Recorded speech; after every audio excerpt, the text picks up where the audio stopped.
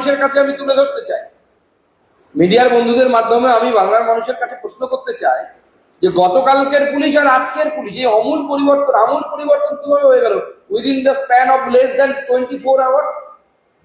গতকাল যখন আগুন জ্বালানো হচ্ছিল, ঢিল মারা হচ্ছিল, দুটো পুলিশের ভ্যান পুড়িয়ে দেওয়া হলো, 6টা ভ্যান ভ্যান্ডালাইজ করা হলো, পরে হয়তো আরো সংখ্যা বেড়েছে, তারপরেও পুলিশ কি সুন্দর অহিংস পুলিশ।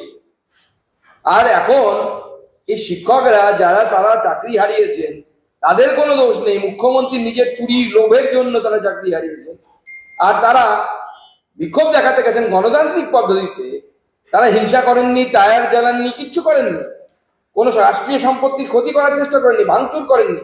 তারপরেও যেভাবে আক্রমণ হয়েছে তাদের উপর, এটা অত্যন্ত লজ্জা, বাঙালি হিসেবে আমাদের লজ্জা।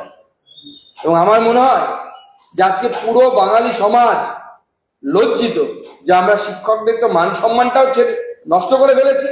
আজকে স্কুলে যারা এসএসসি দিয়ে চাকরি পেয়েছে তাদেরকে সাধারণ মানুষ জিজ্ঞেস করছে, যাদের চাকরি যায়নি তাদেরকেও জিজ্ঞেস করছে, মাস্টারমশাই আপনার চাকরিটা যায়নি তো, আপনি আবার ঘুষ দিয়ে চাকরি পাননি তো?